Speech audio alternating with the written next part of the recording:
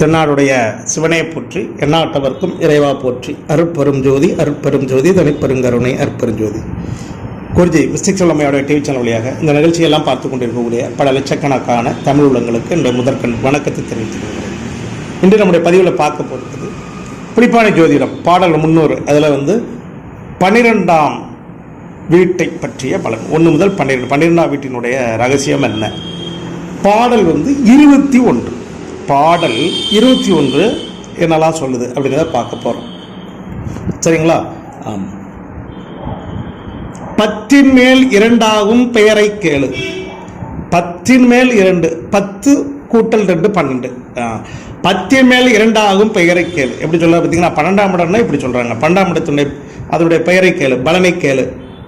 பரதேச உத்தியோகம் பணத்தின் சோர்வு, சத்தான பலயோக சயன தியாகம், தருமமுடு கரும பலன் சௌக்கியமாக, வித்தான பல புண்ணிய விவாதமோடு விளைந்திடுமே தொழிலான பலதானங்கள், கத்தாதே போகருடைய கருணையாலே கரைத்திட்டேன் புலிப்பாணி கருத்தை தானே அப்படின்னு சொல்லி புலிப்பாணி ஜோதிடத்தில் 21வது பாடல். அந்த 21வது பாடலின் வழியாக 21வது பாடலின் வழியாக இங்கே புலிப்பாணி சித்தர் என்ன சொல்கிறாருன்னா 12ஆம் இடம்.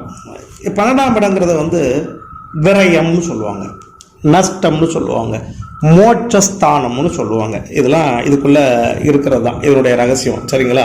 இப்போ எப்படின்னு பார்த்தீங்கன்னா பரதேச உத்தியோகம் பணத்தின் சோர்வு இப்படிலாம் சொல்ல. அப்படின்னா வீட்டை விட்டு ரொம்ப தூரமாக வெளிநாடு போகிறாங்க பார்த்தீங்களா, வெளிநாடு சென்று சம்பாத்தியம் பண்ணி செலவழிக்கிறாங்கல்ல, இதெல்லாம் 12ஆம் இடம்.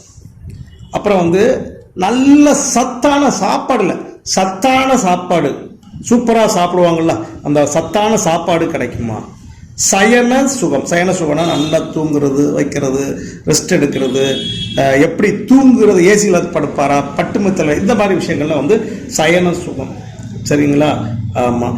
அப்புறம் தன் கையில் பணம் இருக்குன்னா அடுத்தவங்களுக்கு உதவி செய்வாரா, தர்மம் பண்ணுவாரா, அடுத்தவங்களுக்கு தர்மம் செய்வாரா அப்படிங்கிறதும் 12ஆம் இடத்தினுடைய ரகசியம்தான். சரிங்களா? அதாவது தான தர்மம், கையில் உள்ள பணத்தை வச்சு அடுத்தவங்களுக்கு தான தர்மம் செய்கிறாங்களா, அப்படி செய்வாங்களா அப்படிங்கிறதும் விட்டு கொடுக்கறது. புண்ணியத்தை தருகின்ற வேள்விகள், யாகங்கள் என்ன சொல்கிறாங்கன்னு கேட்டிங்கன்னா, கோயிலில் நிறைய பெரிய யாகங்கள்லாம் பண்ணுவாங்க. எதுக்குன்னு கேட்டிங்கன்னா புண்ணியத்தை சேர்க்க வேண்டும். இப்போ நிறைய பேர் பார்த்தீங்கன்னா வீட்டில் நேரம் சரியில்லை, தோஷங்கள் இருக்குன்னு நினச்சிவாங்க, ஒரு பெரிய யாகம் பண்ணி 10 பேருக்கு சாப்பாடு போடுவாங்க, இல்லை அடுத்தவங்களுக்கு ஏதாவது உதவி செய்வாங்க, சிலர் கோயிலுக்கு தேவையான காரியங்களை செய்யக்கூடிய இந்த மாதிரி விஷயங்கள்லாம் அதாவது எப்படின்னு கேட்டிங்கன்னா புண்ணியத்தை தருகின்ற. சிலர் பிள்ளை பிறந்துடுது, அதுக்காக நான் இத்தனை பேருக்கு இதை பண்ணுறேன், இந்த மாதிரிலாம் நிறைய பேர் செய்வாங்க.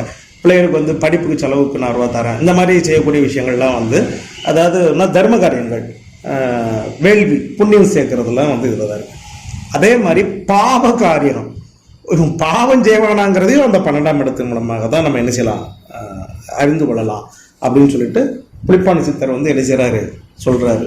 பொதுவாக நல்லா ஞாபகம் வச்சுக்கோங்க, 12ஆம் இடங்கிறது நாடு விட்டு நாடு, ரொம்ப தூரமான இடங்களை போய் வேலை பார்த்து சம்பாத்தியம் பண்ணுற செலவழிக்கிறது எல்லாமே அதில் வந்துடும். சரிங்களா?